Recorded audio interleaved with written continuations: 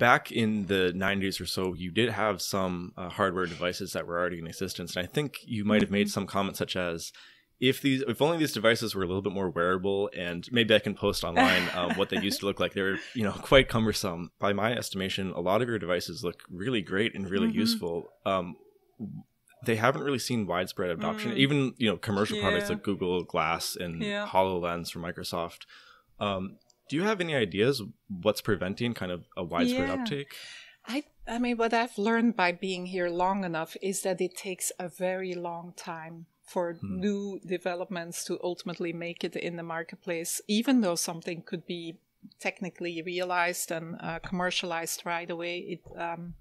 An example of that is some work that we did it started in 83. We started work on recommendation systems that recommend information or products, music, films, and so on, based on what other people's interests are. So we started that work in 83 before web browsers existed. It was an email-based system that you could say like, hey, send me some more movies. Here's the ones that I like. Give me some recommendations. And a year later, we started a company around this, and we went to places like Blockbuster. You guys probably don't even know anymore what Blockbuster is, because in the meantime, they're out of business.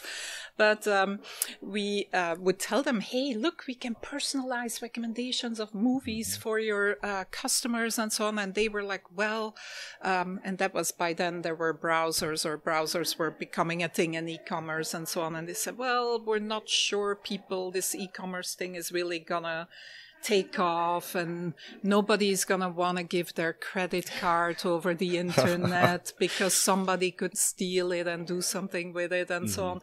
And ultimately, we were 10 years too early with that company. We still made money selling the company to Microsoft, but we were just much too early. And it was years later that companies doing the exact same thing, basically recommendation engines for information, were doing very well. So yeah, it takes a long time, and that was even pure only software. Right. But if you also have hardware and so on, it takes a long time.